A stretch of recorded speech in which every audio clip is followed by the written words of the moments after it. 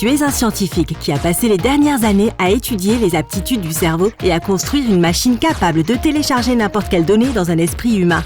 Tu veux devenir avocat?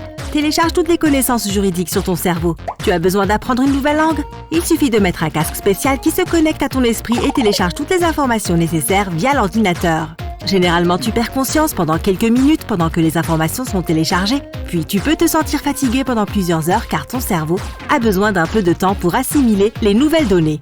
Mais maintenant, tu as décidé de télécharger bien plus qu'un métier. Tu veux télécharger une bibliothèque électronique avec des millions de livres pour devenir la personne la plus cultivée au monde. Tu mets un casque, tu démarres le programme, mais tu oublies une chose simple, mais importante. Le cerveau doit traiter toute information avant que tu ne commences à l'utiliser réellement. Pendant le sommeil, le cerveau humain analyse et traite toutes les informations reçues pendant la journée.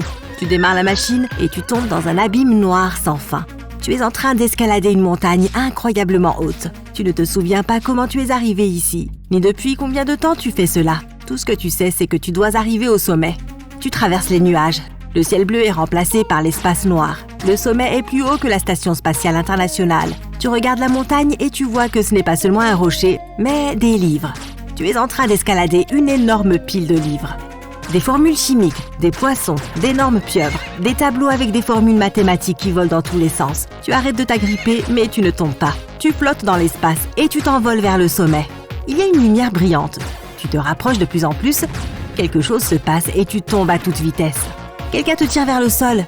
Tu reprends tes esprits, légèrement énervé qu'un si beau rêve se termine. Tu te réveilles, mais tu ne vois rien et ne te souviens de rien. Dans l'obscurité, il y a des éclairs de lumière et tu réalises que tes yeux sont fermés. Tu fais un effort incroyable et tu les ouvres enfin. Tu ne sais pas où tu es et ton cerveau assimile lentement des informations sur ton environnement. Tu veux sortir du lit et comprendre ce qui se passe, mais tu n'y arrives pas.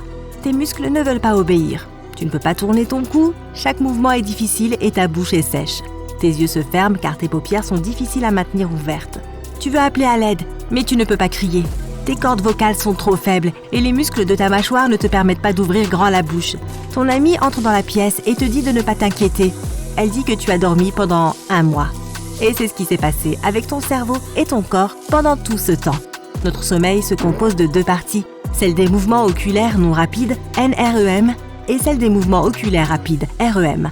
Le sommeil NREM est le stade de sommeil le plus profond et se compose lui-même de plusieurs phases. On l'appelle ainsi car nos yeux ne bougent pas pendant cette période. L'activité du cerveau diminue et l'esprit se repose. On dit que pendant le sommeil NREM, notre subconscient s'active. Il analyse toutes les expériences que nous avons vécues pendant la journée. Ensuite, le cerveau commence à sortir lentement de la phase profonde pour passer à la phase REM. Tes yeux se déplacent rapidement derrière tes paupières et tu peux faire des rêves très vivaces. Les 2 phases cumulées durent environ 1h30 à 2 heures et se succèdent plusieurs fois dans une même nuit. La phase NREM dure la majeure partie de ce temps, tandis que la phase REM dure 15 à 30 minutes. Si ton corps est suffisamment reposé, tu te réveilles juste après une phase REM. Si tu as besoin de plus de repos, alors tu retournes à la phase profonde après la phase REM. En moyenne, une personne passe par 3 ou 4 phases par nuit.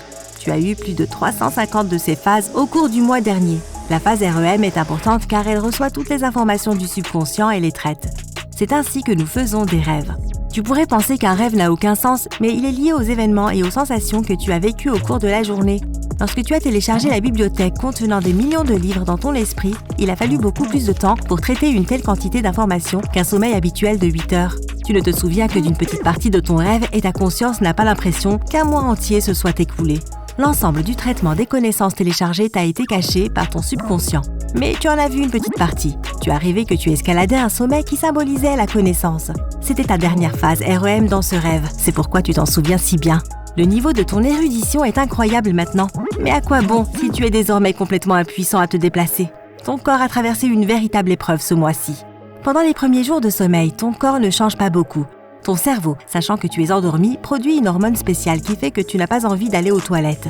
De plus, pendant le sommeil, ton corps se refroidit légèrement et tes muscles se détendent complètement.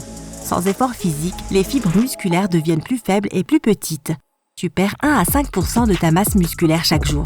La circulation sanguine est perturbée, les muscles ne reçoivent pas d'énergie et s'affaiblissent tellement qu'ils s'atrophient. Au bout d'1 mois, ils deviennent comme une fine couche de gelée. Cela ne s'applique pas seulement à tes bras et tes jambes. Ton visage ne peut pas exprimer d'émotions et tu ne peux pas ouvrir les yeux. Quelques jours après s'être endormi, le corps commence à subir une déshydratation sévère. Après une semaine, un grand pourcentage du liquide contenu dans ton corps disparaît. L'humidité est extraite des tissus de la peau, de la graisse et des muscles pour maintenir ta santé générale. Pour conserver l'humidité et l'énergie du corps, celui-ci se refroidit. Au bout de quelques semaines, tu n'es pas beaucoup plus chaud qu'une canette de soda dans un réfrigérateur. Un mois plus tard, tu ressembles plutôt à un gros morceau de glace. Chaque jour, de moins en moins de vitamines et de nutriments sont distribués dans ton corps. Imagine que le système sanguin soit une large autoroute avec des milliers de voitures, où chaque voiture est un élément nécessaire au fonctionnement de l'organisme. Chaque jour, le nombre de voitures diminue ainsi que leur vitesse. Au bout d'un mois, la route est presque vide. Le métabolisme est arrêté. Tous tes organes, à l'exception de ton cœur et de tes poumons, cessent presque de fonctionner car le corps n'en a pas besoin. Les reins ne filtrent pas les liquides entrants, le foie ne contrôle pas le métabolisme. Car aucune substance ne pénètre plus dans le corps. Le manque de vitamines et de nutriments rend tes os aussi fragiles que du verre. Le cerveau manque aussi de nutrition. Il continue à acquérir de nouvelles connaissances, mais sa vitesse de réaction et ses capacités d'analyse diminuent. Presque toutes les ressources restantes du corps sont redirigées afin de fournir de l'énergie au cerveau. Mais cela ne suffit toujours pas. Après ton réveil, il se peut que pendant un long moment, tu ne comprennes pas où tu es, qui tu es, ni ce qui se passe. La télévision est allumée devant toi, mais il te faut quelques secondes pour t'en rendre compte. Ton rythme cardiaque est réduit, le cœur ne fonctionne pas à pleine puissance. Tu respires si lentement et si faiblement que même une mouche passant devant ton nez peut à peine sentir ton souffle. Ton corps est maintenant comme un ordinateur portable dont la batterie serait faible. L'énergie est juste suffisante pour afficher l'image, mais l'ordinateur a besoin d'être chargé. Tu serais à la fois la personne la plus intelligente et la plus impuissante du monde. Heureusement, cela ne t'est pas arrivé car pendant tout ce temps, tu as été aidé par ton amie. Elle t'a nourri par un tube et t'a donné un ensemble de vitamines. Ton corps était recouvert d'une couverture qui crée des impulsions électriques. Pas trop puissantes au point de te blesser, mais suffisantes pour que tes muscles se contractent. Tu étais en pleine forme pendant ton sommeil. Bien sûr, cela ne suffit pas pour se réveiller et se sentir revigoré. Dans les premières minutes, il t'est encore difficile de bouger, mais après 1 heure, tu te lèves du lit. Au cours des semaines suivantes, tu rétablis ton alimentation, tu fais du sport pour tonifier tes muscles, tu médites et tu fais des exercices de réflexion pour soulager ton stress cérébral et restaurer ton système nerveux.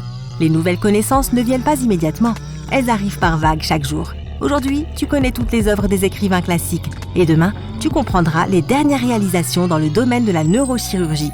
Avec ces connaissances, tu décides de commencer à étudier le sommeil. Tu as tellement aimé ce rêve d'escalader la montagne que tu es sur le point de créer un appareil qui peut enregistrer tes rêves. Ton plan est de créer un algorithme simple pour que ces rêves puissent être affichés sur un écran d'ordinateur une fois que tu te réveilles.